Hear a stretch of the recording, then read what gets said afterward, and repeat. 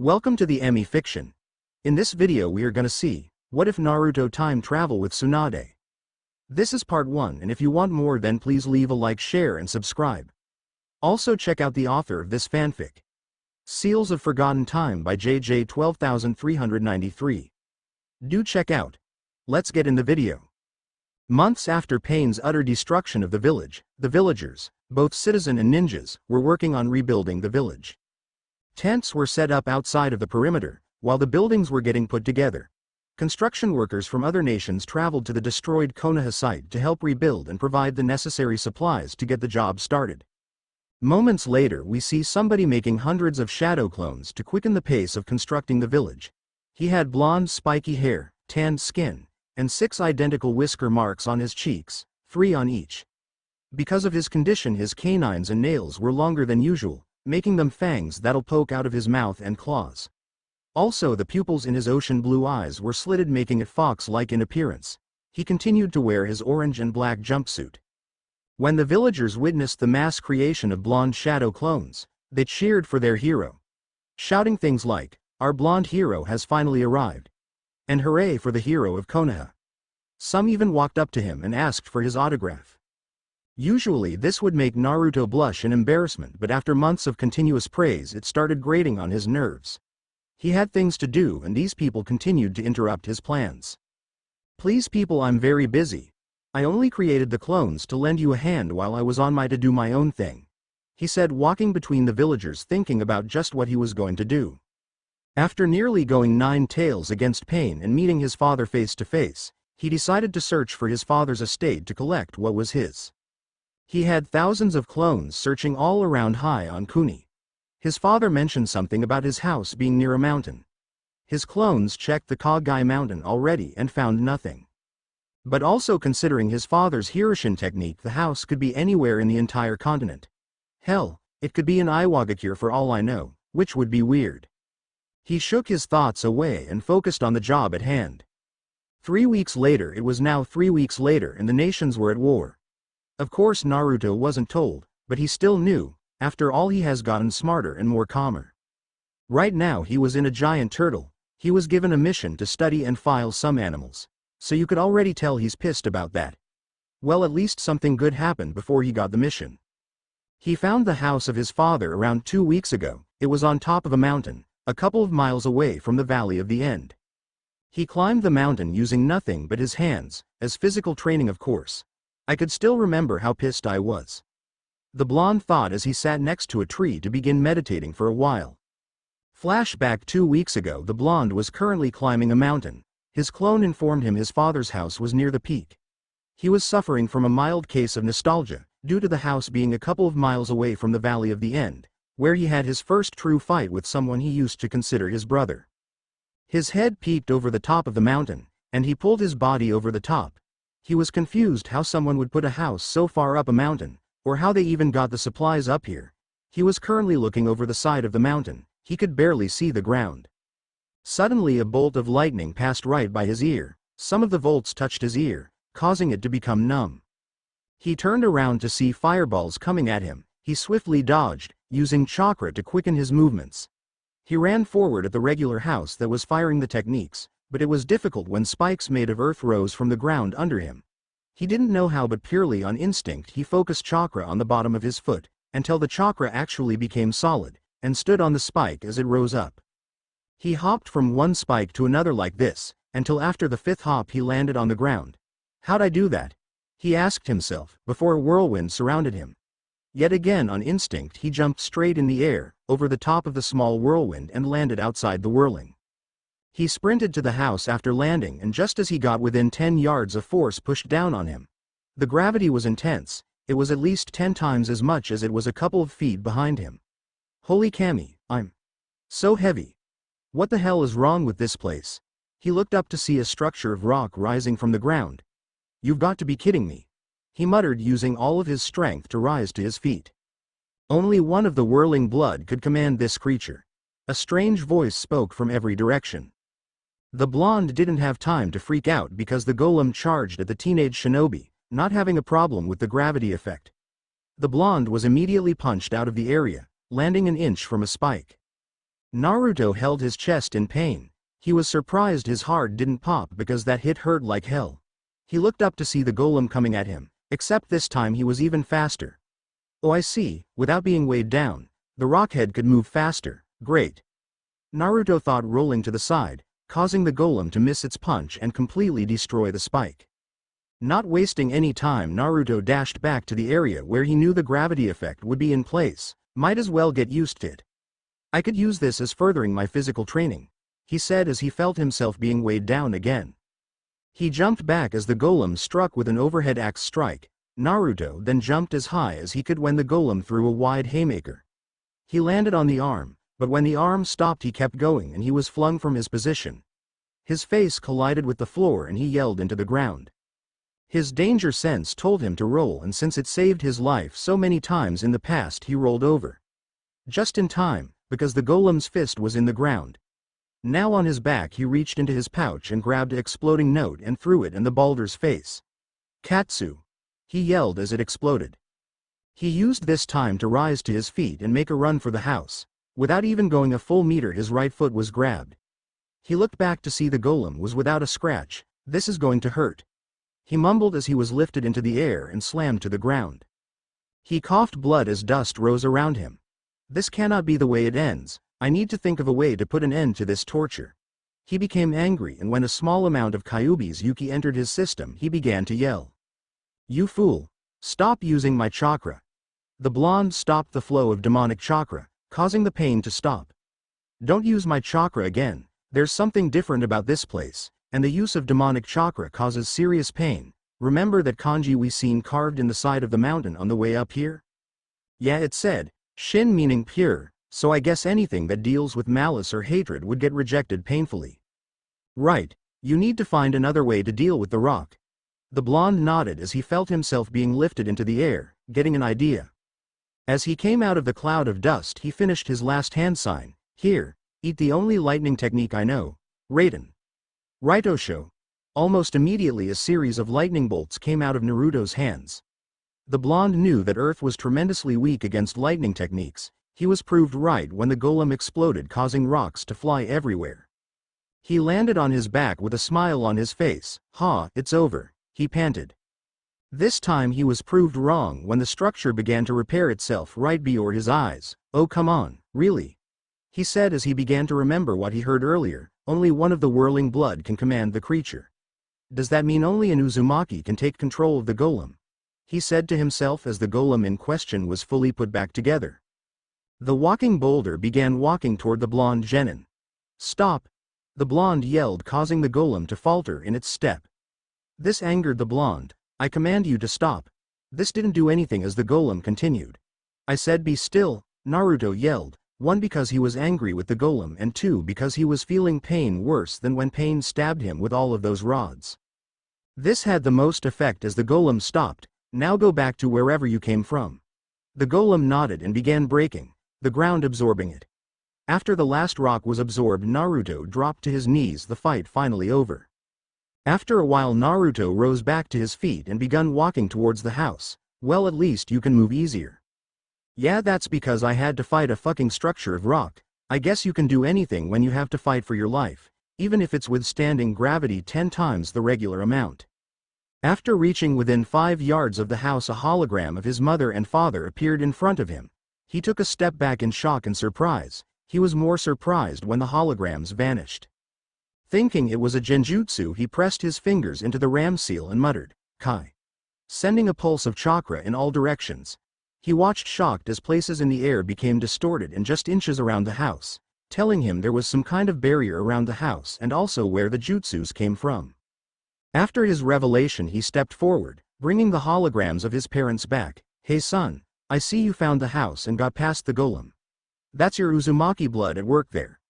I was a little nervous with the idea, but I can tell, you activated the lost bloodline of the Uzumaki. Wait, bloodline? What bloodline? I have a bloodline. Unfortunately, I have no idea what the bloodline is supposed to be. All I know is that there was another with it. Kushina stopped talking. Another Uzumaki with the bloodline. But who is it?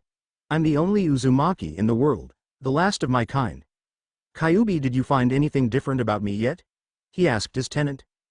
Nope, nothing at all. Sorry kid. Wow, look at you, you sure have grown. What are you, 13, maybe you're 14 years old. I remember when you were just born. You were so small, you could fit in my hands. The hologram of the Yondaime said, holding out his hands. Naruto grew angry as the speech progressed. It seems that he was supposed to inherit his parents' place when he turned 13. He clenched his hands into fist, his nails digging into his skin and nearly drawing blood. So how does it feel being a genin? I see you're wearing the Konohahite 8 proudly. Minato finished his speech. At this point Naruto just walked forward, his nails drawing blood. It wasn't even a second later when blood pooled inside of his hands before it seeped through his knuckles, running down his fist and dropping onto the floor. Calm down kid, weren't you on the training trip with your sensei, during that time period? And besides, who in the village would even know about your family's private house? Nobody, that's who. Now calm down. Naruto had reached the door to his house, not paying attention to his hologram parents. He did calm down, after hearing his tenant. He grabbed the knob to the door, when his bloody hand touched the knob. Seals that on the knob spread out and soon covered the entire house. This little even also cancelled the barrier around the house and his parents' holograms. He entered the house to find that it was a regular house. It had a couple of chairs and a table in the middle of the living room. The kitchen, although spacious, didn't contain a lot of food. There was only 2 bedrooms, his parents' and the other wasn't entirely finished with the decorations. He could tell though that it was supposed to be his. He found a door in the small hallway and opened it. While he tried to open it, he realized there was a seal with the kanji for blood in the middle.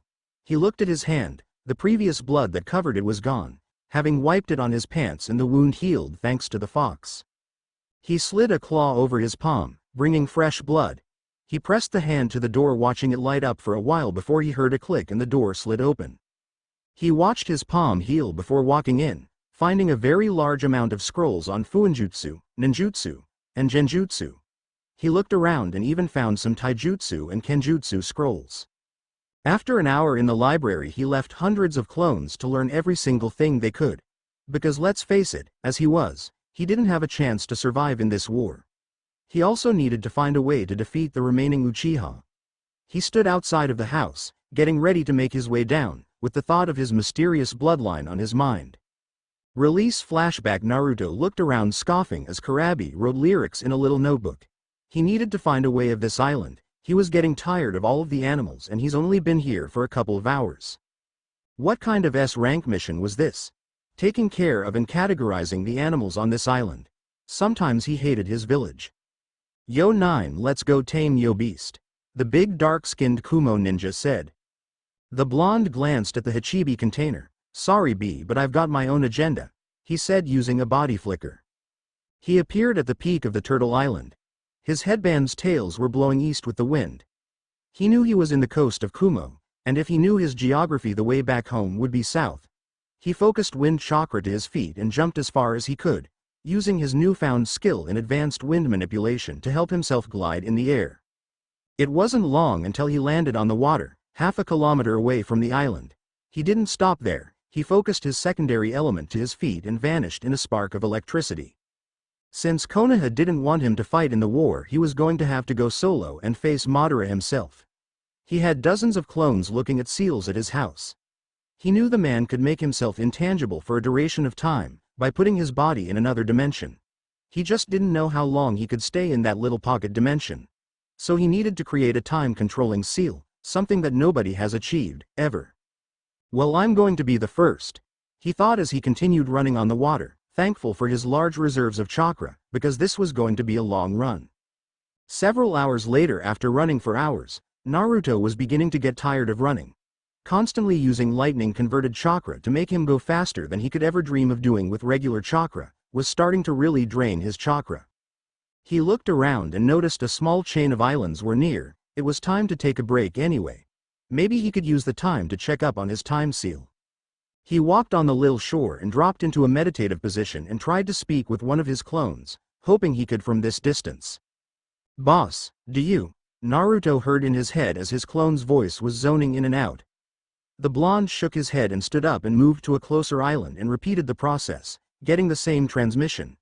He continued to do this until he gave up and just got back to running. After an hour he saw a cruise ship, a boat civilians take vacations on. It was perfect as they were going the same way he was. Now he could relax and restore lost Charka. But not at the moment, as he has yet to board the ship. He stealthily jumped on the side of the ship and poked his head over the railing. The first thing he saw was a beautiful civilian teenaged girl stretching before she got in the pool. She was bending over, her fingers touching her toes. She was dressed in a pink, two-piece bikini and had long luscious legs, and a firm behind. She had really long pink hair that went down to her firm ass, and that's all he could see of her. He quickly dropped his head back and fell back to the water. He was blushing and a small trail of blood went down his nose at the thought that popped into his mind, at what he could do to that girl. I knew it deep down, that perverted sensei of yours has tainted you, now you're one of us. Ha ha ha ha ha. The blonde heard a deep voice in his head. Naruto shook his head denying the accusation and formed the ram seal. He transformed into a bird and flew on the deck. He craned his neck watching the civilians, keeping up the act of a bird to some of the people that were watching him. He flapped his wings and flew high into the sky passing the clouds, where he dispelled the technique and quickly made shadow clones, and they all transformed into birds. The flock of cloned birds then dove towards the ship and landed in various places, with the real Naruto landing somewhere else, and dispelled his disguise. He removed his hite-8, and proceeded to take his jacket and shirt off. After he finished he commanded his clones, via mind link, to fly to the private house, where they'll dispel their disguise and replace his other clones. All needed to complete the look of a vacationing citizen was swimming trunks. He glanced around and headed towards the lodging of the boat and looked around for some trunks. He started checking the vacant rooms, but some rooms were vacant, which made him wipe his nose. He found some trunks in a vacant room and quickly put them on after taking his pants and sandals off, sealing everything in a time seal on his arm. He only had about 2 days before the ink was used up and his stuff appeared. The trunks looked great in his opinion. They were black with an orange fiery dragon on his left leg. He looked himself in the mirror and gave a smile as he then stepped outside and began to relax. He sat at a table and a waitress walked up to him. "Hey sir, would you like a drink to help relax?" she asked him. Her dark red hair flowing with the breeze and her large C-cup breast were straining against her white and black shirt. Naruto nodded and she brought him a drink minutes later. He took a sip and relaxed, looking at all the lovely ladies around him. I needed this little break. I wonder if B told them I was gone yet? He thought to himself. 2 days later, with the allied Kagais, he did what? Tsunade of the Sannin roared in anger at Naruto's stupidity, as Kurabi calmly stood there in all seriousness. He was carrying Samahadi, with the previous owner, Kisame, being dead and all. That's right, Hokage Dono, 9 just up and left. He doesn't even have his beast fully tamed yet. Without proper control he's going to be captured by Madara, the Ox Jinchuriki said. I don't doubt your accusation, Kurabi-san. We must find him before it's too late. Anbu, she yelled, and a 4-man squad of Anbu appeared in black cloaks. I want you to find and bring Uzumaki Naruto back here, where you will be given his punishment, she ordered, and Anbu nodded and vanished. The big-breasted Hokage turned back to her fellow Kagais but was stopped from speaking when Maida Guy entered the room with some news. Hokage-sama, that enemies are mobilizing. All 5 Kagais steeled their emotions at the news and started to mobilize their own troops, thus fully uniting the 5 nations. 3 days later Naruto had been working on the seal that would help him end Madara's life, the entire time he was on the cruise. In private, of course. Which was hard, with all the ladies wearing skimpy bikinis and having water cling to their bodies, making him and others enjoy their assets even more. He even had fun the last day of the cruise, with the same chick whose ass was in his face when he first tried to sneak on the ship. Man, was she kinky. Hey Kit, how many times do you think she bit into your neck?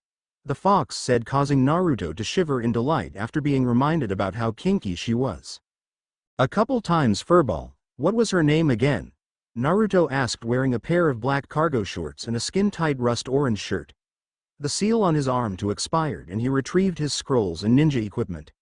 This new attire was better than the last one, and he wouldn't be recognized as easily. Well, he would still be recognized because of his whisker marks, but there was no way to hide them without wearing something on his face. Her name, let's see, I think it was Mocha. Man, did that babe have some fangs? I can't believe you forgot her name. Kyuubi roared in his head in disappointment. I don't own Rosario plus Vampire, no matter how much I want to. Naruto put his weapons pouch back on his hip and sat in the grass.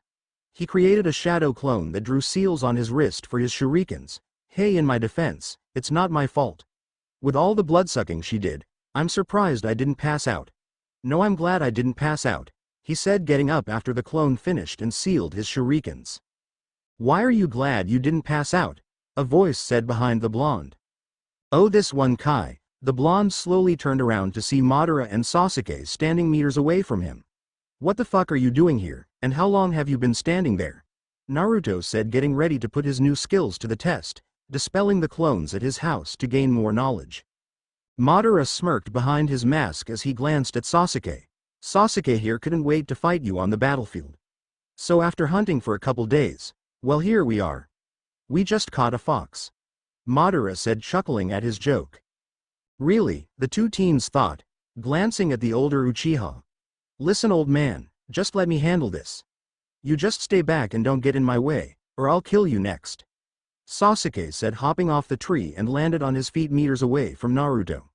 Finally we meet again, Dobi. I hope you're at full power right now, because I sure am. The demented teen said, putting a hand on his sword. Naruto stared at his former teammate and noticed something different about him. His eyes contained more focus than rage, and his stance showed his confidence in his apparent victory. Oh, I was afraid of this. The blonde's inner kitsune said. Afraid of what?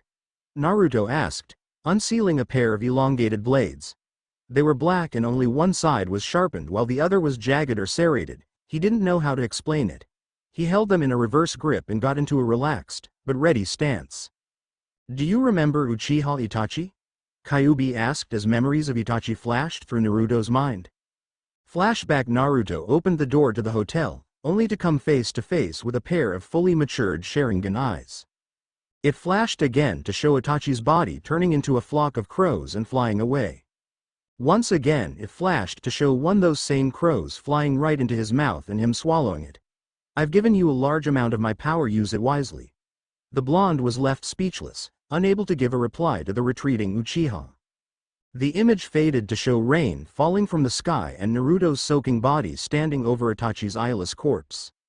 Nothing was said between Naruto and the rest of the group as Naruto took a knee, his hand brushing a loose strand of hair away from the Uchiha's eyeless sockets. I will, Itachi-san. The knowledge and power you have given me will help me right your wrongs.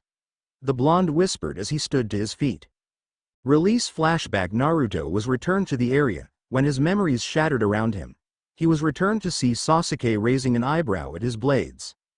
Before the Uchiha could question the blonde about his blades, Naruto spoke. So you took your brother's eyes? The blonde didn't really ask, but stated it like a statement. You reached an all-time low, Sasuke Teme. The blonde seethed as his pupils stretched horizontally and he entered sage mode. He was glad he knew how to remain completely still, in any position, thanks to his training. The younger Uchiha ignored the taunt and changed his regular Sharingan to his eternal Mangekyo Sharingan, which was a weird mix of both, his and his brother's Mangekyo Sharingans. Meanwhile, the elder Uchiha was watching from his perch on a nearby tree branch. Finally, the time has come for these two to fight. After all, it's fate that brought them together. During the pause, Naruto had continued to gather nature chakra, making the bright orange of his iris become dark orange. Then he vanished, surprising both the Uchihas at his speed. But their eternal Sharingans faintly recognized the path the sage took. Sasuke held up his Kusanagi to the left to block one of Naruto's blades. His knees buckled a little due to the power behind the strike. He was barely able to push the blonde off of him.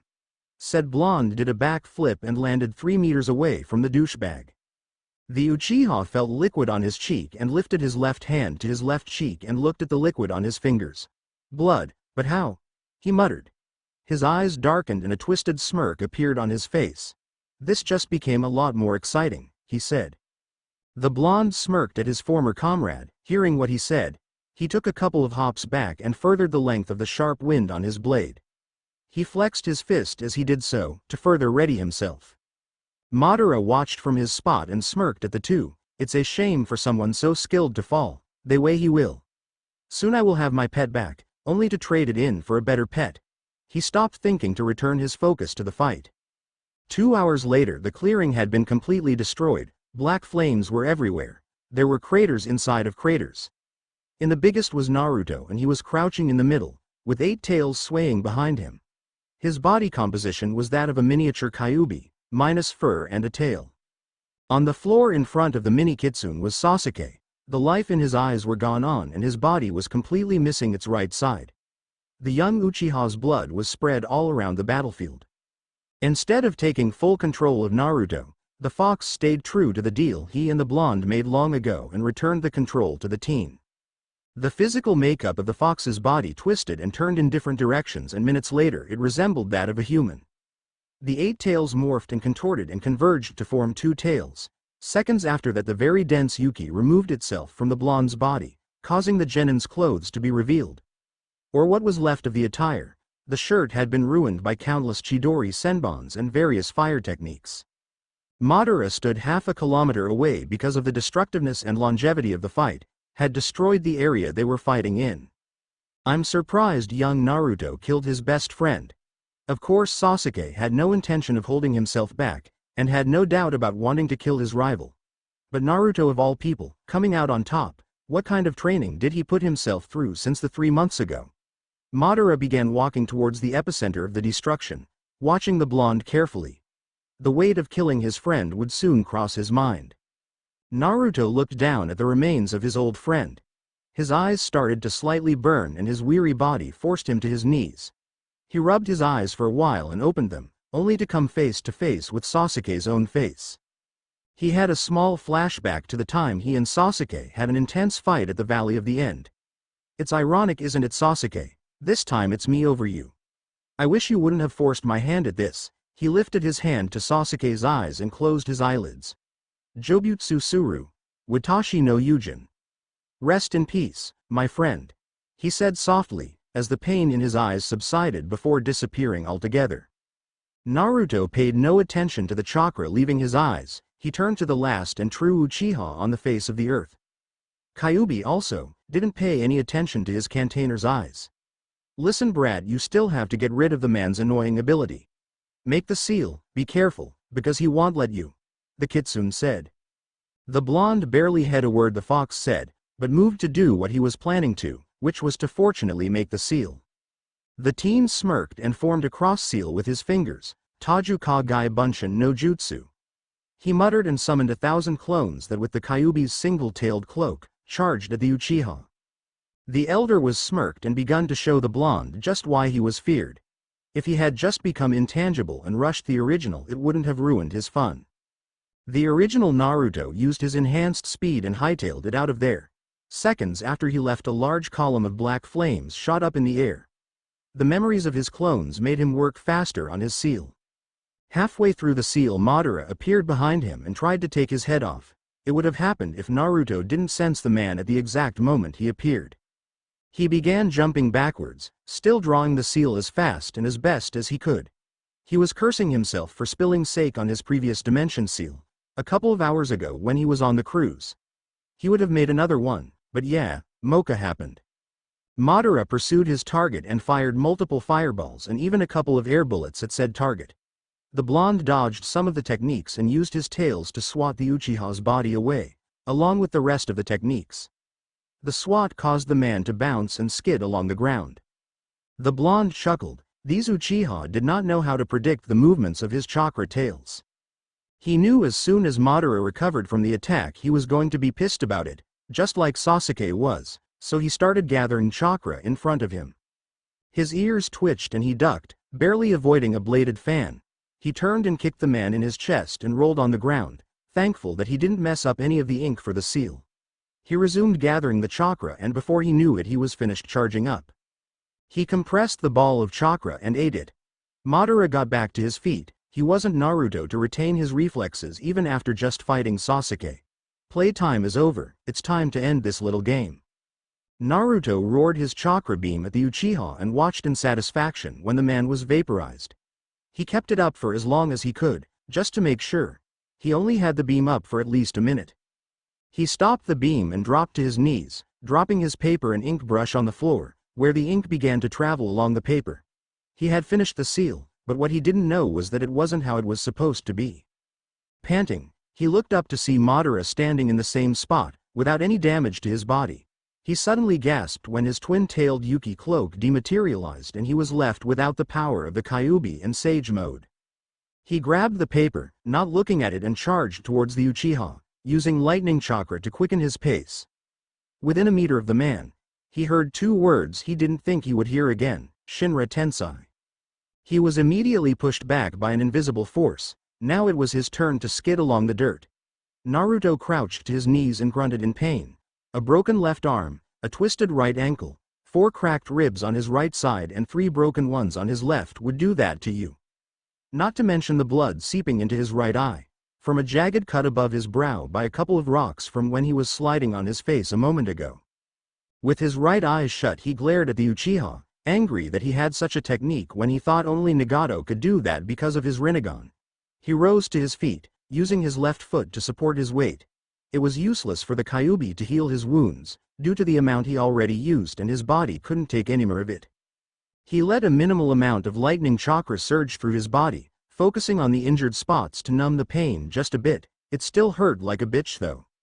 He slowly bent down to pick the paper back up, not caring that it was dirty because it was still going to help finish off this menace once and for all. Madara had been watching his target for the past minute, studying him. He knew that he was exhausted from Sasuke and still had the stamina to fight. After seeing the blonde get up, he had to give him some respect, and the only one he has given respect on this level was Hashirama Senju, the Shodai Hokage. Panting at the exertion his body was going through, Naruto slowly started to limp over to Madara. He had a plan. It was going to cause much pain to his body and he hoped it worked. The Uchiha watched the blonde start limping towards him. This kid's tolerance for pain is incredible, he thought, and his eyes widened when the brat disappeared. Naruto, using the power of lightning, rushed through the battlefield. He ran and thrust his arm towards the man and went right through him. Since he knew that was going to happen, he continued for a little over 5 minutes. He was extremely tired now, and knew that if he stopped he was going to drop, so he kept going with this thought in mind. He was surprised that the next time he tried to slap the seal on Madara, said man moved out the way instead of allowing the blonde to go through him. That's it, he could only keep up his intangible ability for 5 minutes before he has to recharge. Kyuubi, give me a little dose of chakra to surprise him and I could finally end this, Naruto said, running towards the Uchiha, for what he wanted to be the last time. Madara was carefully dodging the blonde now, and he was suffering from some anxiety since he was now vulnerable to his attacks. He was having a flashback to when he fought Konan, except this time he wasn't going to sacrifice his last remaining Sharingan eye to use Izanagi. If he did that, all his planning would be for naught, as he needed a Sharingan eye to cast onto the moon for his moon eye plan. He would have used Shinra Tensei again, but he was inexperienced in using the Rinnegan, and because of that he could only use it every 5 minutes. He was going to do it now, but became surprised when Naruto went even faster than he was already going. Naruto appeared in front of the Uchiha in half a second and charged up his seal, ready to slap it on Madara's chest. The Uchiha was surprised that instead of the seal being placed on him, a blinding flash of light occurred right in his face. He covered his eyes in pain since both his dojutsus were activated, while his Rinnegan couldn't be deactivated. He opened them to find nobody around him. He couldn't even feel Naruto's chakra around, none of it. He looked around, not finding the blonde. After a while he became angered. Son of a bitch, I just lost the fucking Kyuubi. Fucking Sasuke. Fucking Naruto. Fuck, Madara yelled. He looked at the sky. Zetsu, find him, search everywhere, he commanded. Black Zetsu rose from the ground a meter away from him. Yes, Madara-sama, the black thing said before sinking back into the ground. The Uchiha stood around for a while longer, just seething in rage. Ah! He roared in anger, using Shinra Tensei and warping out of the area.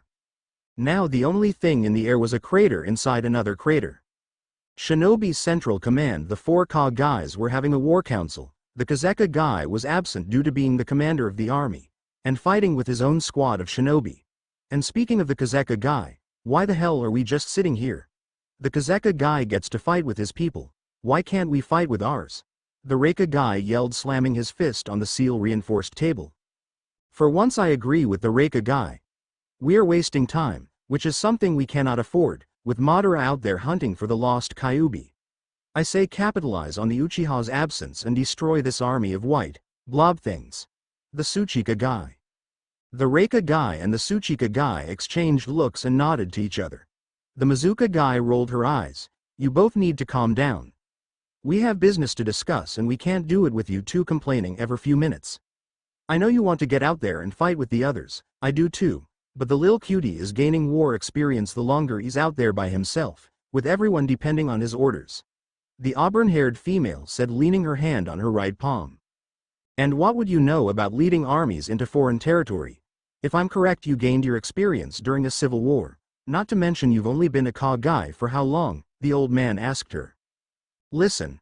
3 of us Ka guys have only been in the position for maybe 3 years tops due to certain circumstances. We all know you and Reika guy Dono have been in this position and it far exceeds our own time in office. But that subject doesn't matter. What matters is what each of us can do to help our troops in defeating the enemy. Tsunade said, entering the argument. You know what, Hoka guy Dono, you're right. What we have to do as war-experienced Ka guys is know what our enemy is going to do next. And this is why this war council has been called. The Mizuka guy said, supporting her fellow female Ka guy. The other Ka guys grudgingly agreed and calmed down. Good, now we can begin this meeting, Tsunade said, making a few hand seals and a hologram image of the elemental nations appeared. Okay, according to our scouts, the Akatsuki base is here, she said, pointing at a country in the middle of Taki no Kuni and Ta no Kuni. We are going to mobilize our troops through his own and gather around the base. We all know these white blobs are just the infantry in the army, basically cannon fodder awaiting the slaughter. But word from our ambush squad says that the enemy has reawakened the use of Edo Tensei and has made these dead puppets even more dangerous than the ones my old teammate Orochimaru used. The specifics of just who was resurrected is a mystery, but I expect our troops to expect anybody and everybody, she said as a large cracking noise interrupted the meeting. Everyone looked at their teacups to see if it cracked. All of their eyes widened when all of them had a huge crack from top to bottom. It was a second later when the cups broke completely in half and the tea flowed out of the cups and onto the desk. They didn't pay much attention to the liquid because soon after that they all began to hear a rumble that shook the room. They looked in the middle of the desk to see a swirling ripple began to distort the air. Knowing who was appearing, they each stood up. Soon Madara appeared, ki leaking from his very soul, causing the 4 Ka guys to sweat a little at the actual weight of the intent. This ki is more heavier than the last time we fought. The Sandame Tsuchika guy mumbled under his breath. They each rose their head in confusion when they heard speaking. Where is he? The crazed Uchiha spoke menacingly. Tsunade gasped. Who? She simply said as anything else would cause her to faint. We don't know who you're talking about, the muscled Reika guy said, trying to keep his composure. Don't lie to me, he yelled, pushing the Ka guys to the walls of the room, not using Shinra Tensei, but with the force of his chakra. Each of the Ka guys hit a separate wall. Ah, my hip, yelled Oanoki as he felt the pain of a broken hip. The one-armed Reika guy didn't feel anything from hitting the wall thanks to his dense muscles, but he did get ready for a full-fledged fight. The Godem Mizuka guy slid to the floor, the wall behind her melting from the excess chakra she was leaking from her body. Tsunade hit the wall but wasn't allowed to slide to the floor as she felt herself being pulled by an unknown force. Her hazel-brown eyes was met with both the Sharingan and Rinnegan eyes, which surprised her. Tell me where you hid Uzumaki Naruto. I'll leave this timeline at this point, there's no point in continuing it. Everything is now irrelevant in what I'm trying to say. With Naruto a battlefield during the Second Ninja World War. The first battle to be exact, as war just begun. This battlefield was where Naruto was found by a group of Junin. Sir, we found this boy unconscious a couple of miles away from our border on Kumo's side. The leader Junin said, laying the boy on the couch. The leader of Konoha was the Nidame Hoka guy, Senju Tobarama. A young man who wore armor as white as his hair. He had red markings along his cheek line and light blue eyes. He folded his hands in front of him and glanced at the boy on his couch. He looks around the age of 5. Sending him to the orphanage would be useless at this time. Now is the time of war. I must see if he has what it takes to be a ninja. We'll wait until he regains consciousness to find out what he knows. In the meantime, send him to the hospital for a checkup. Hi, they said as one picked the kid up and held him bridal style, before he jumped out the window, headed towards the hospital. The Nidame stood, watching as his ninja escorted the young child. That kid has power deep within him. When he receives the right training, Konoha would be unstoppable, he thought as a ninja entered his office. Mission accomplished, Tobirama-sensei. One Sarutobi Hiruzen said, walking into the room. The man nodded. Ah yes, how difficult was it for you to destroy one of Iwa's stronghold? Hiruzen took a seat and leaned back a little. Well, one would think doing something like that would be difficult when one is alone. But it was much easier. Of course I was without the use of chakra for the duration of the mission. The mission was almost compromised when I witnessed a group of shinobi locate one of my traps. What happened after? They must have been retarded because they shrugged and continued patrolling, thinking the trap was one of theirs. They shared a short laugh and stood up. Great job, my student. So I understand you're finally going to take up one of your own genin teams soon. Sarutobi nodded. That's correct. I feel it's finally time to pass down my knowledge. Who knows, they might become stronger than me one day. Konoha Hospital 3 days later. Beep beep. Where am I? A young voice thought. Beep beep. What's that noise? It's annoying as hell. Beep beep. Wait. What happened to Madara? The machine started beeping faster. Beep beep beep. What's wrong with him? A voice was heard. I don't know, his heartbeat just went faster, a second voice said. Whose voices are these? Are they experimenting on me? Or are they finally taking the Kyuubi from me? Naruto thought. Well, don't just stand there, help me. Naruto's eyes snapped open, the bright light blinding him. Don't touch me. His voice was young, but he didn't notice because it was a little hoarse. He's awake.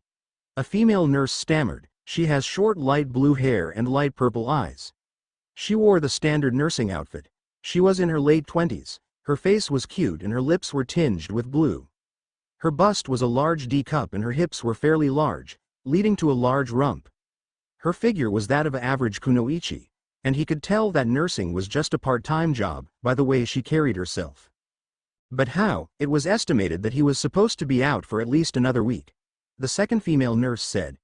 She was in her early 20s. She had brown hair with dark green eyes. She too wore the standard nursing outfit. This nurse was different. She wore no lipstick and her brown hair was rather long. Her bust was a small B cup, and her hips were small, however she still had a nice butt. She spent her life being a nurse, with no amount of ninja training. Naruto was confused. What do you mean, where am I? He asked. In the village hidden in the leaves. The Nidame said, walking in the room. Naruto looked at the door to see the Nidame Hokage. His eyes widened, his face pale, and he didn't pay attention to what the man said. Am I dead? He asked, gulping loudly. Confusion showed on the faces of Tobirama and the nurses. Wait, the furball. He closed his eyes. Furball, where are you? He yelled in his mind. With no response, his eyes snapped open. What's wrong, child? The blonde leveled a glare at the man. I am not a child. The brown-haired nurse grabbed a nearby hand mirror and showed Naruto his reflection. Holy fuck, I'm a child. He yelled, just now noticing how small his entire body was. What the fuck happened to me? He whispered under his breath. He began to have a flashback to the last thing that happened. I remember now, I killed Sasuke. Was I unable to kill Madara with him? He then began to remember his friend. Sasuke, I'm sorry again for having to take your life. His eyes began to burn like the time after he killed Sasuke. The blonde began to furiously rub his eyes, causing the nurses to panic. What's wrong with your eyes, child? The purple-eyed nurse asked. They're burning, the blonde answered the question. The Senju moved closer to the boy. Show me your eyes, he spoke sternly.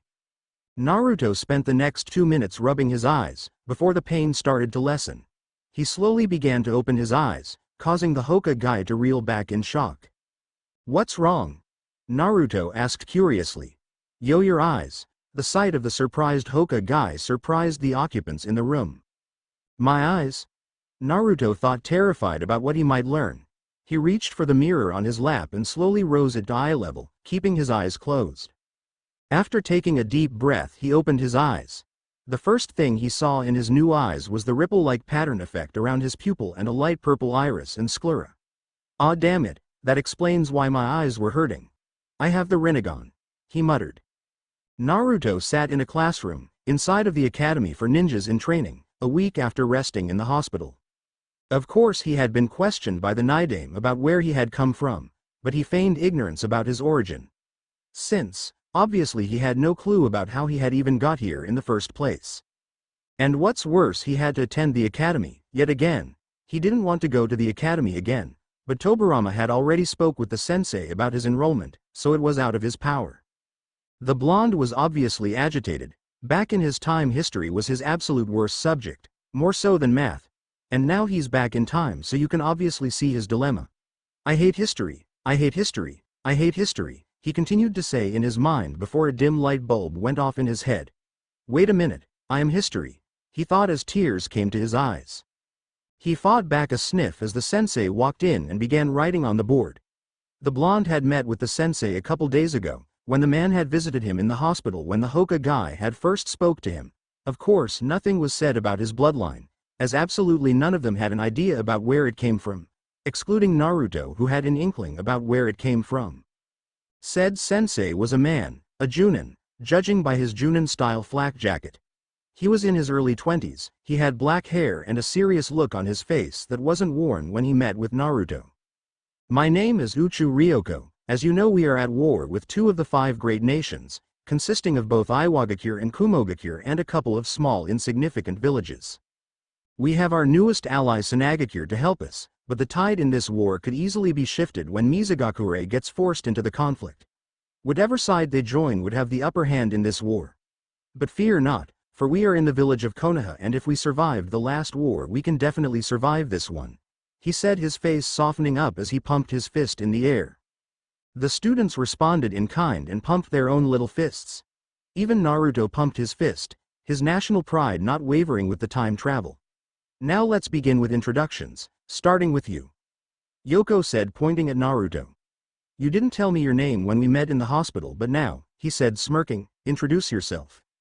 The blonde stood to his feet. Hello fellow classmates, my name is Uzumaki Naruto. I don't know where I came from, but I do know that I was found about 15 miles outside of Hai no Kuni. I don't know who my parents are, but all they left me is my name.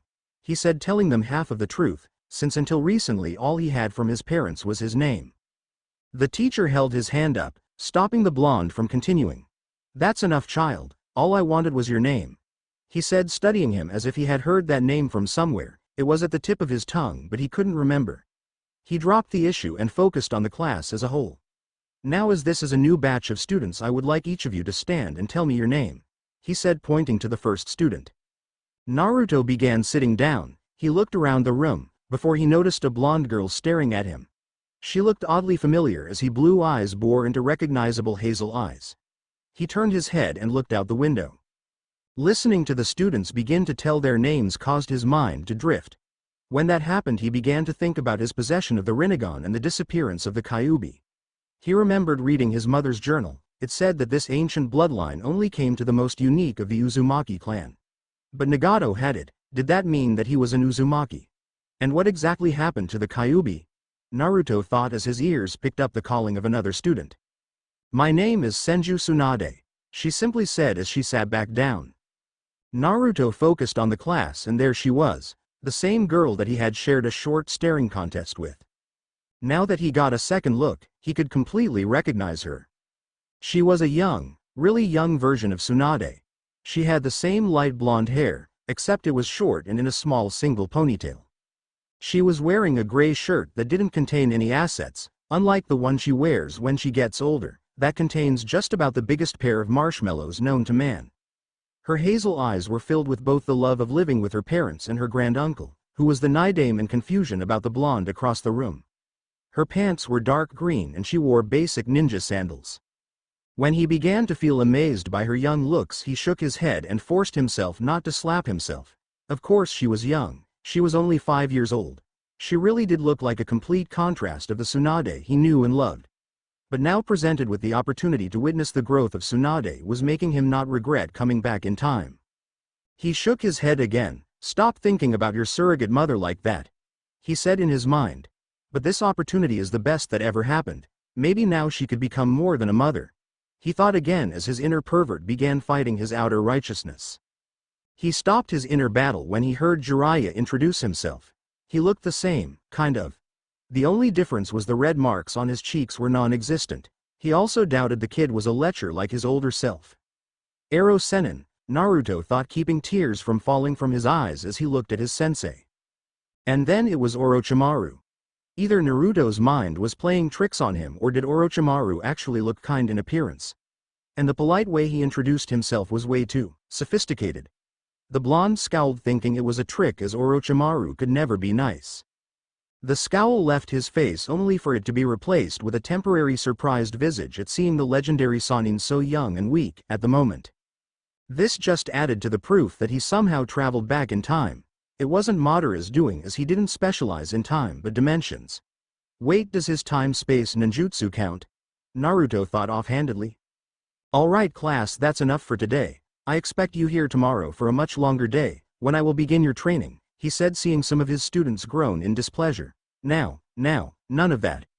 This war demands more ninjas to fight our adversaries, and that's where I come in. I'm here to whip you children into battle-ready ninjas, he said, dismissing the class, his students looking forward to enjoying their last peaceful day. Naruto walked out of the class with a thoughtful look on his face. His inner furball hadn't said a single thing or even made a single noise since he came to this time. Hey furball, are you in there? The blonde yelled in his mind. No answer, just like the other times. Maybe he needed to go into his mindscape and confront the giant manifestation of chakra. But now wasn't the time to worry about the fox. Now was the time to find a place of residence, since he couldn't stay in the hospital forever, no matter how nice the nurses were. He headed to the only place where said residence was going to be given to him at his age. Naruto appeared at the Hokage Tower, realizing that with the memory, his skills also remained. The blonde was beyond ecstatic. He didn't have to worry about staying in the academy, if he already had the same skills that prevented him from losing the fight against Sasuke and lasting as long as he did against Madara. That made him think about the past as he walked into the building. No, not the past, the future, but also his past, or future. Naruto shook his head of the confusing thoughts and walked into the office with a beastly grin. Hey old man. Tobirama looked at Naruto with a shocked look on his face. The other occupant in the room chuckled at the greeting. It seems he's more exuberant than you, led on Tobirama-sensei. The young sage looked at the other occupant to see a far younger version of the grandfather figure in his past life. Gigi, he thought, keeping the grin on his face and preventing tears from falling to the floor. Naruto-kun, what have I told you about calling me that? I'm not even old, Tobirama said, resting his chin on one of his hands. Naruto smiled at seeing both of his Gigis. Well, compared to my age, you're pretty old, he said, smiling wider. We do have about a 25 gap in our ages, unless you're not 30 like you told me, he said, slightly bouncing on the balls of his feet. Hiruzen looked at the young sage in slight amazement. Are you sure you're only 5? He said, chuckling at his own question. Oh, you have no idea, Naruto thought, smiling even wider, and that was possible. Tobirama let out a big sigh. Forget about what his age could be. Ooh, where are my manners? Naruto, this Sarutobi Hiruzen. Me and my brother have taught him everything he knows. Hiruzen, this is Uzumaki Naruto-kun, the child I told you about. Sarutobi looked at Naruto in thought. Naruto-kun, do you know anything about Uzumaki Mito? He asked, getting a confused look out of the blonde. Never mind, Naruto-kun. Forget I asked you, he said, leaning back into his chair, keeping his other question out of his mind since it wasn't his business. Tobirama could see that the child didn't have an idea about anybody from his own clan, so he decided to change the subject. So Naruto-kun, what are you doing here? The blonde looked at the Kage. I don't have a place to stay. I came here to ask for an apartment for myself. The two adults looked at Naruto before sharing a look. After a short second they began to laugh. This irritated Naruto for obvious reasons. Why are you laughing? This isn't funny, he yelled, with his Rinnegan blazing to life, radiating in anger, and a weird and dangerous silvery aura surrounded Naruto. The current and future Kages stopped their laughter when they literally seen the misty aura appear around the oblivious blonde. Calm down, Naruto-kun. We just find it amusing that a child your age wants to live by themselves, and sort of awkward. Now you're not staying by yourself, the Nidaime said. The Rinnegan and the aura disappeared as Naruto let out a nervous chuckle. Yeah, that is awkward, isn't it? He said, rubbing the back of his head in embarrassment. But Where else can I stay other th he stopped when he noticed the Ka guy's smile was getting bigger the more he said. You're not thinking what I think you're thinking, are you? After a nod of the Ka guy's head, the blonde shook his. No disrespect, Hokage-sama, but I decline your offer, the blonde said, crossing his arms. Tobirama smirked at the blonde. Nonsense, I've already completed the paperwork. All I need is your signature, he said, opening his drawer and taking out a piece of paper. Here you go, just sign at the X's, he said, giving Naruto a pen. I still decline, I don't want to impose on you and your family, he said, leaving the paper in front of him. You're not, it's only me, my nephew and his wife and my grandniece, he said, smiling softly. You mean, he said before the door behind him opened and a young Tsunade ran to her uncle. Oji-san, she said, running straight to her granduncle, hopping over Naruto and the desk and landed right on his chest, and proceeded to hug the life out of him. Oomph, he grunted as Tsunade landed on his chest. Su-chan, how was your first day at the academy? He asked. Nothing really interesting happened, but there was this other blonde boy that had an even more interesting surname. What was it again? She murmured, putting a finger to her chin in thought. Uzumaki, Naruto said, knowing he was the one she was talking about. She turned her hazel eyes towards him and gasped in surprise at seeing him again so soon. What are you doing here? She asked, turning her body to sit on her granduncle's lap. Naruto began to sit up slowly, remembering the temper Tsunade had from his time, and wondered, no hope it didn't come to the surface now. Well, you see, there's a funny story about that, he said, looking at Tobirama, silently asking for help. Really, a funny story, can I hear? She asked, oblivious about his odd behavior. Well, you see, Tsunade-chan, Naruto-kun here is going to be staying with us, the Hokage said. Why? She screamed. I didn't actually sign the paper yet, Tsunade-san, the blonde boy said. Well, good, don't. It's not that easy, Su-chan. I want Naruto-kun to live with a family and I don't like you being too lonely in the house, Tobirama said. I'm not alone, I have Tsu-san and Ka-chan, she whined, and plus he could live with Mito-san, she's an Uzumaki, she said, looking at her granduncle. That's a negative, Su-chan. Naruto here doesn't know about Mito-san or his clan, he explained. Hiruzen had been watching the scene and knew he had to think of something before things got out of hand, and soon he got an idea. How about I take Naruto-kun into my house? Interrupting the small argument between granduncle and grandniece. All eyes turned to Sarutobi. Really, Sarutobi-san?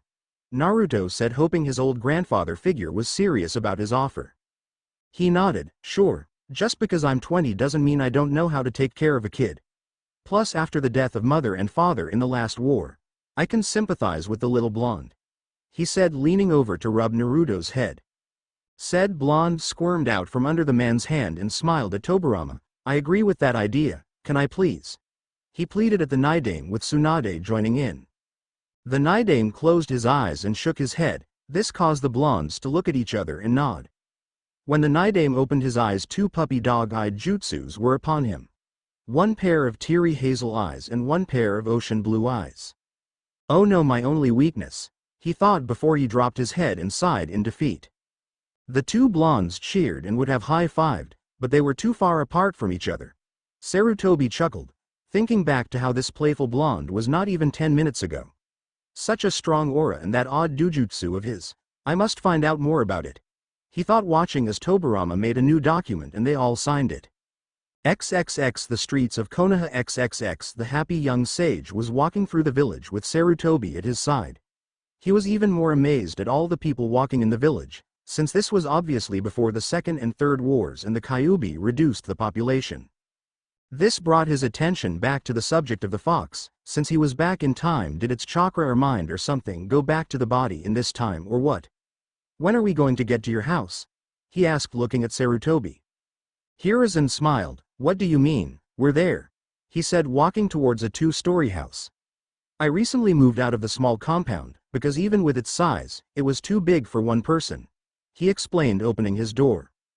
The house was simple, medium-sized living room, large kitchen with an island dining table, 2 bathrooms, 3 bedrooms and a study, library. Don't you think it's like the same thing? Naruto asked. What do you mean? Well, you moved out of a compound, only to move into a large house. Don't you think it's the same thing? Naruto asked, yawning a little. Sarutobi walked into the kitchen to get some water. I guess you're right. Yet again you surprise me, he said, walking into the living room to find Naruto asleep on the couch. Hiruzen smiled and brought a spare blanket from his closet and draped it over the child's body. He rubbed his head and walked up the stairs to fix up the guest room for his new Tuto. XXX Naruto's mindscape. XXX Naruto walked through his mindscape after falling asleep on the couch. It was the only opportunity he had to literally jump into his mind. He walked around in the murky water. He looked down into his reflection to see his 17-year-old self. This was further proved when he noticed he was taller and his hands were bigger. He focused on his eyes to see the Rinnegan. Seeing it in this form was weirder than seeing it in his younger self. He looked around and noticed the pipes that signified his chakra pathways were much larger and glowed silver with tinges of blue. I don't remember my chakra being that color, but then again, it seems right for some reason, he thought as he continued walking in his mindscape. The more he walked, the more perplexed he became. By this time he could hear the fox either calling him toward the caged room or its snoring. But now it was silent, and that put him on edge. He walked into the room to see the cage, but there was nothing behind it. He squinted his eyes at the cage and he could barely make out the outline of the fox's body. After having it in his sights, it became fully visible. It looked asleep, but he could tell something else was wrong with it. He took a step and was shocked to feel a small earthquake. He was even more shocked to see the figure of the fox breaking down, collapsing onto the floor. Soon all that remained was darkness, the remains of the fox fully disintegrated, and Naruto, who was completely speechless. "Sochi, is that you?" a voice asked from what seemed like everywhere. The blonde became alert and he jumped back and willed everything around him to turn to a sunlight clearing, with absolutely no trees to hide behind. He looked around for the intruder, keeping the amazement off his face at the sudden change in the area. He turned completely around to see a woman behind him, and that's when he remembered what the oddly familiar woman said to him. "Son," he thought, taking a closer look at the woman to fully realize that she was indeed his mother. How did you get in my mind? What happened to the Kyuubi just now? How did the area turn like this? Why'd I have the Rinnegan?" He nearly screamed the last question at her. Kushina walked to her son, her flaming red hair blowing in a non-existent wind. She wore a plain red kimono that hid a full pair of C-cup breast and a black obi tied around her waist. The blonde noticed that said waist was slimmer than the hologram he witnessed at his father's house, back in the original time. She was barefoot, allowing the grass to tickle her feet. She smiled at the barrage of questions and tears prickled at the corners of her eyes. "One question at a time," she said before engulfing her son in a hug. At first the blonde relaxed into his mother's embrace, but anger bubbled to the surface. He grabbed her shoulders and pushed her back a little, keeping a hold of her. "Do you have any idea about what kind of life I've lived? How dare you act like you haven't deserted me?" he said, letting go of her and taking a step backward. "I've had about the worst childhood in the history of Konoha, and it's all your fault." He spoke to her between clenched teeth, it being the only thing keeping him from lashing out. The tears fell from the mother's eye before she sniffled, her own anger rising to the surface. "You really think it's my fault for dying? How selfish of you to think something like that. You have no idea what I went through to get into the position I'm in at the moment," she told her son, her tone being borderline murderous. She was that mad at her son. "You really think I wanted to leave a baby, my infant son, alone in a village that I knew was going to hate you? With you being the host of the demon that just killed most of their loved ones, it's guaranteed that they'll resent you." She scowled at him. This angered Naruto more than it should have, and he activated his Rinnegan in anger. Kushina smirked at seeing the Uzumaki bloodline in her son, the smirk being more prideful. "It seems I touched a nerve somehow. Well, let's see if you know how to use those legendary eyes," she said, getting into a stance. "My thoughts exactly," Naruto said, running straight at his mother. XXX 1 mind hour later. XXX the crimson-haired mother stood over her child, softly shaking her head. "You did pretty good. Your only strength was your regular skills. Your skills with your eyes was absolutely horrendous. By the time I was your age I had already mastered the different techniques these eyes have to offer," she said. After the short fight with his mother, Naruto, whose body was covered in cuts and bruises, couldn't find the energy to move his limbs. He stayed laying on the floor looking at the cloudless sky. The apparent anger he held for his mother had ended along with the fight. He turned his head to look his mother, whose body was without a single scoff. "Of course, I just received these new eyes of mine. Wait, what do you mean you mastered these eyes? He asked, bolting to his feet, surprising his mother. How is he moving so soon after the beating he just endured? She asked herself. She was brought back to reality when she heard the question being asked again. It seems you still don't understand, she said, shaking her head, before a force pushed Naruto back. Naruto's body was flung across the field, before it landed making a small crater. The blonde, yet again, watched the cloudless sky. I am so tired of that technique, he thought as his mother appeared in his vision. You see, son, these eyes only show up in a few shinobis of the Uzumaki clan. Only 5 others have ever had the privilege of having these eyes in the last 200 years. She spoke, extending a hand to help her son up. Naruto reached for said hand. That still doesn't explain what happened to the Kyuubi, or why I have these eyes, he said, standing to his feet. She shrugged her shoulders. Apparently you are of the select few, which is untold of. A parent with the eyes breeds another with the eyes. It's even more amazing that this happened. What happened to the Kyuubi? I have no idea. If I was to take an educated guess, I would have to say with the activation of your eyes you've unlocked the seal and fully absorbed the beast, she said as trees were added to the clearing. Naruto pondered on what his mother told him before he got another question. But if I absorbed the Kyuubi, shouldn't my chakra be crimson or blue? Why is it silver? He asked, leaning against a tree. Does it look like I have all the answers? She snapped, scaring her son. She covered her mouth and blushed in embarrassment. Sorry, short fuse. The blonde sighed as he shook his head. That's my mother, all right. He thought, remembering his own short fuse, until he thought of something. Wait, since I'm back in time, am I still your son or what? He asked, getting a confused look out of her. I never wondered about. Technically you'll be older than me by the time I have you. That is if you don't change history or anything, she said, mumbling the last part. Well, still, does it look lick? Yeah, he said, interrupting her with a wave of his hand. Okay, I have a question you can answer, too, actually. What are you doing in my mind, and just what did you do to get here? He asked, crossing his arms. Kushina crossed her own arms under her breast. The reason I'm in your mind is to teach you how to use your Rinnegan. Exactly how I got here is a story for another day, she said, chuckling at the look Naruto gave her. Now is the time for your mind to rest along with your body. I'll see you again, my son, she said as Naruto faded from view. XXX real world. The next day, XXX Naruto woke up with a yawn, forgetting about the trip to his mind, as the scent of bacon and eggs invaded his nostrils. He looked around and found himself inside of a plain-looking room, laying in a bed far bigger than his body. He looked down to see that he was in the same attire from yesterday. He got out of the bed to notice a pair of dark gray training sweats and a tight and sleeveless light gray shirt.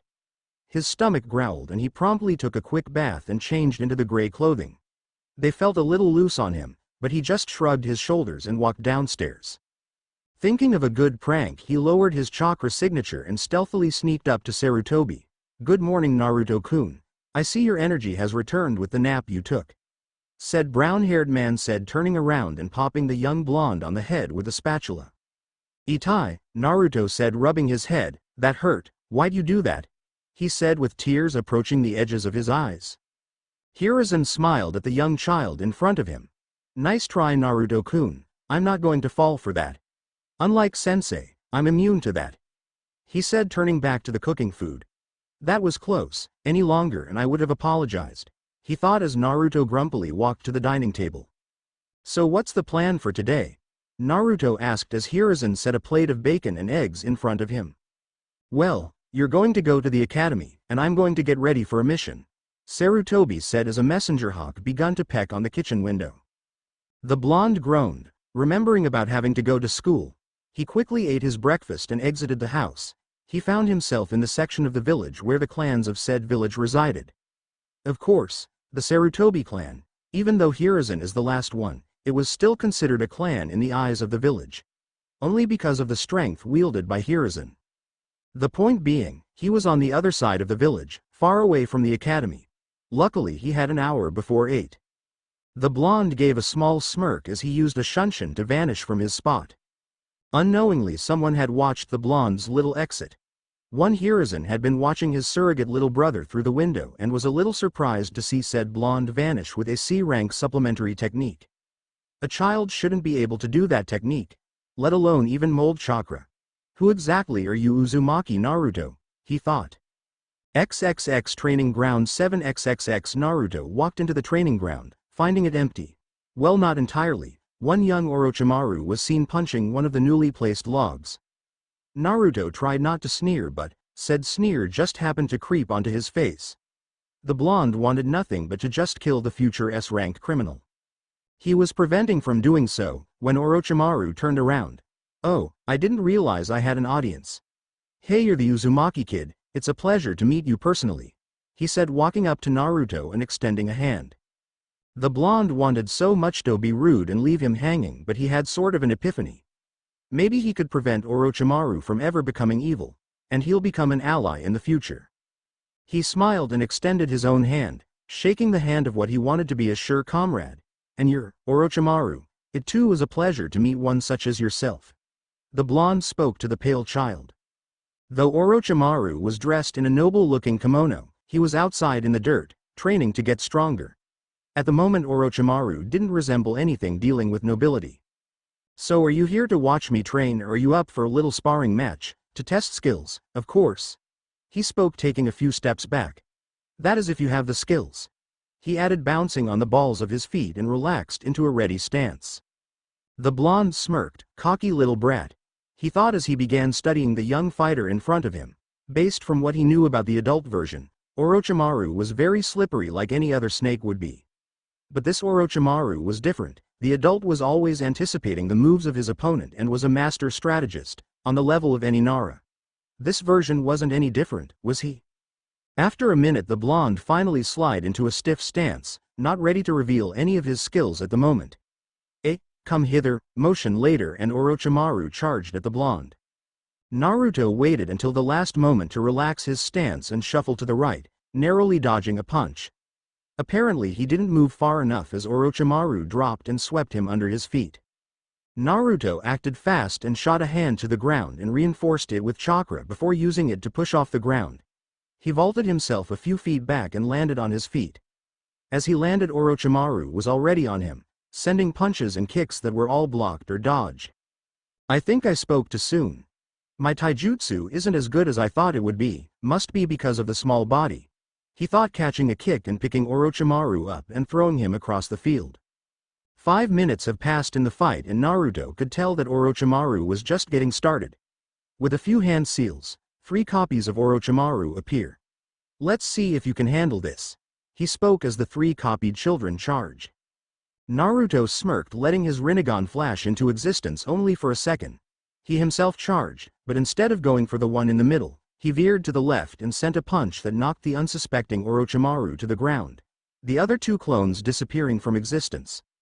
My Rinnegan was able to determine which ones were the fakes and which one was real in such a short amount of time. I love this thing, he thought, staring at the boy on the ground. Other than a small amount of blood leaking from his lip, nothing else was visibly wrong with him. Sorry about that, I got a little carried away, Naruto said, extending a hand. Orochimaru shook his head. No apology needed, this just showed me that I need to work on my taijutsu more, he said, allowing Naruto to help him up. And plus I just need to learn to dodge your wicked left hook, he said as they shared a laugh. Well, I must be on my way. I don't want to show up at the academy looking like this, he said, trying and failing to brush the dirt from his kimono. I see you later, Naruto, he said, running back to the village. Naruto sighed, looking down at his own gear. It wasn't as dirty as he thought it would be, maybe because he never hit the floor like Orochimaru did. He was a little sweaty though, but that was nothing. XXX 10 minutes later. XXX the blonde had been walking around for about 10 minutes before he found himself at a spot he spent a lot of time at. Except there was one important thing missing. Where the fuck is the Ichiraku ramen stand? He screamed in his head. Surely I believed Tucci and Sarutobi were the same age, he thought as he witnessed a short boy walking with his father. Said father was walking the boy to civilian school, and Naruto's ears heard the words, "Are you ready for school, Tucci-kun?" And a response, "Hi to-san." Naruto felt like pulling his hair out. He didn't know how long he'd last without the best ramen in the world not existing yet. Classic anime tears fell down his face as he solemnly trudged his way to the academy. With his current pace, it took him a while to enter his classroom. As soon as he sat in his seat, his head dropped onto the desk. sounding a loud thud in the class. The class wasn't full, but there were a few students in there, including Tsunade. They all watched Naruto not knowing what was the matter. When Naruto felt a hand on his shoulder, he looked up to see Orochimaru there smiling at him. "What's the matter with you? You should be happy you defeated me, because it won't ever happen again," he said, chuckling as he sat down. Naruto smiled. "Yeah, sure, because my win against you was a total fluke," he said with sarcasm practically dripping from his voice. Orochimaru smirked. "You damn rig, wait," he said, his smirk dropping from his face as everyone heard a loud noise. The children turned around to see Jiraiya on his face and a wisp of smoke around him. Naruto looked at the wooden floor to see a long scratch from one of Jiraiya's getas. "Poor Ero Sennin, I hope this doesn't get worse," the blonde thought as Jiraiya wiped his face and quickly appeared behind Tsunade, surprising the blonde at his speed. "Osu-chan, please don't pay attention to what just happened. You know you deserve only the best of entrances, babe," he said, taking the female blonde's hand and kissing it. Well, that would have happened if Tsunade didn't use righteous female fury to punch him, a hit that sent him out of the open window, that was on the second floor. "I don't even know you, lecher," she said, rising a fist at the open window. Naruto's eyes widened at the event. "Holy crap, it's just like always. Well, at least we weren't on the third floor." Naruto sighed, shaking his head. Shortly after, the teacher walked in the room with Jiraiya on his shoulder. "What just happened?" he asked, setting Jiraiya down. The white-haired child didn't have a scuff of dirt on him, except from when he fell on the floor in his bruised cheek. Sensei must have caught him. Everyone thought the same thing. "Well, long story short, the Dobi was being a pervert," Orochimaru said. Naruto cringed a little at hearing that word. "What do you mean? The year just started." Orochimaru shrugged his shoulders. "Be that as it may, I could already tell he's going to be dead last this year."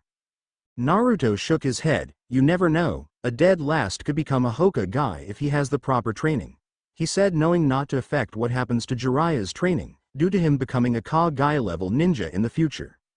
"Really, you think I can become that strong?" Jiraiya asked with hope in his eyes. Naruto looked at Jiraiya, staring into his eyes, and recognized the look. The need for positive assurance, the look of determination and a hint of hope. The blonde remembered that Jiraiya was an orphan as well and needed this boost of self-esteem. With a nod of the blonde's head, Jiraiya smiled brightly and looked at his sensei. "I'm ready for whatever you throw at me," he said confidently. Ryoko's eyes went from Jiraiya to Naruto's. To think he had that kind of ability to bring anybody's self-confidence to the surface. A true morale booster, possibly leadership material. He smiled as he turned around and walked to the front of the class. "Excellent. I shall begin your training now. Trust me, you'll stop hating me when it's finished," he said vaguely as all the students took a loud gulp. "Oh please, how bad can it be? It's going to be a piece of cake," Naruto unknowingly thought out loud. It was too late as he realized his mistake.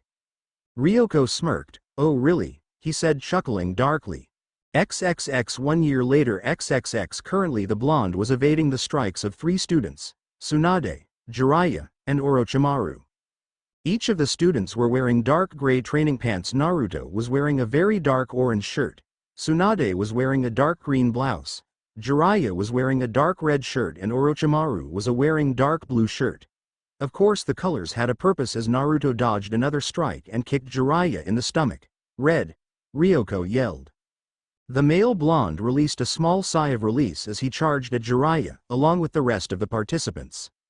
Tsunade was the first to approach Jiraiya, sending a punch his way. In desperation for his life, Jiraiya quickly formed a seal before the fist connected with his face. A wooden log replaced the white-haired child. A large dent with multiple cracks appeared on the dense log from Tsunade's punch. Jiraiya appeared in the air behind Orochimaru, kicking at his head. Said child used his snake-like ability and ducked his head under the approaching leg and twisted his body around and grabbed the other foot and slammed Jiraiya to the floor. Sadly for Orochimaru, the body vanished into another log. He couldn't react in time to dodge the next punch. Fortunately, he was protected by Naruto, who caught the punch that would have connected with Orochimaru's head. "Amazing job protecting your teammate," the male blonde heard his teacher yell from the sidelines. Naruto didn't have time to congratulate himself on the praise as Jiraiya tossed him over his shoulder and quickly swept Orochimaru's feet from under him. Tsunade, who was about to punch Jiraiya, stopped as she heard her sensei yelled, "Blue." This time it was Orochimaru's turn to evade his classmates. He quickly pushed himself off the ground and formed the ram seal. Shortly after 8 clones appeared around him. "Which one is the real me?" he said. Jiraiya and Tsunade each turned to Naruto, who always could see through these kinds of tricks. They were surprised to not see him in their sights. Currently Naruto was in the air, having used chakra to rocket himself into the air to prevent any of them from seeing his eyes. He smirked. "Just because they're not regular clones doesn't mean you could evade my eyes," he said softly, deactivating his Rinnegan, which he had extreme training for. "Attack the one on the far right," he yelled to his teammates as he dropped on the far left and began destroying the Earth clones, with his hands inked in electricity. The sensei Ryoko stood from the sidelines with a proud smile on his face as he watched his absolute best students training in this team exercise. I don't need to explain the exercise, do I? It was obvious that these students mostly benefited from his intense training. The others didn't stay that long after the amount of injuries they sustained. It truly is a shame, he thought looking at his other students. None of them were special like the 4 on the training field. They didn't have the mindset to go into the battlefield, and truly, they're not entirely battle ready at the moment. They're only children after all, but these 4 are something else entirely, he thought, returning his gaze to the training field. "Green," he yelled, seeing Tsunade not become on the defensive. After 5 more minutes of Tsunade defending herself and evading every possible hit, Ryoko ended the training. "Excellent, truly amazing, you 4 are truly my greatest pupils," he said, chuckling. "Now for evaluations, Tsunade. Being a girl, I wanted to lighten your training a bit, but I'm glad you forced me not to. You truly are reaping the benefits of my training. Jiraiya, that booster in the beginning of the year was just what you needed to rise up from being a loser in the eyes of your classmates. Orochimaru, a genius in the eyes of many, a prodigy in the eyes of the rest, a true ninja of the era.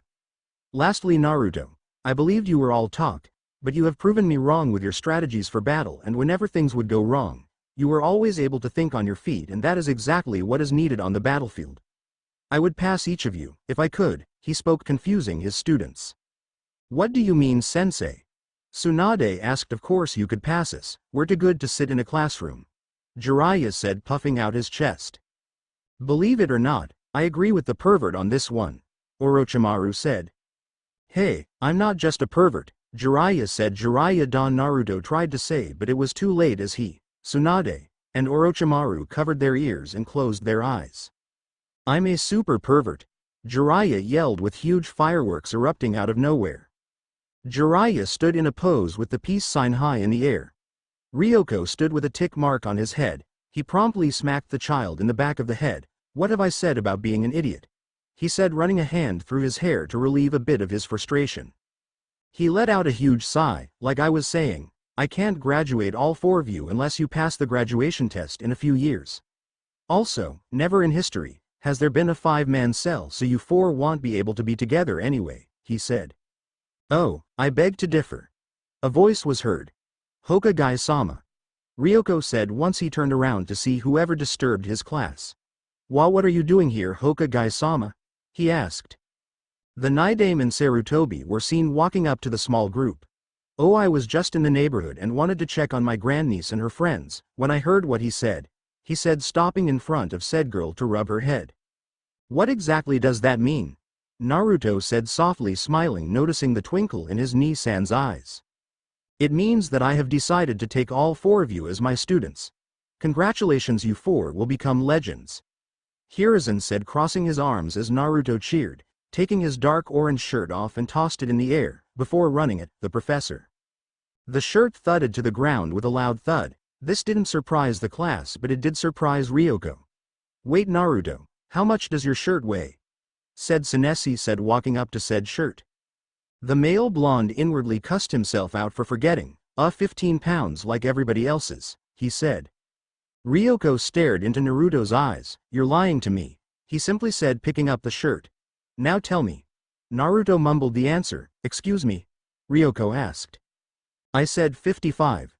The sensei shook his head. "Do you understand how reckless that is? You could have injured yourself beyond repair with that much weight, weighing down your small body," he said.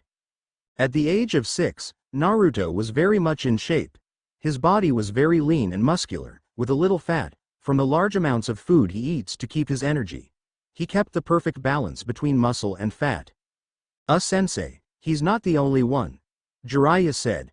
I myself have 35 pounds. He said, taking off his own shirt and tossing it behind him. A thud was sounded, like Naruto's. I as well, sensei.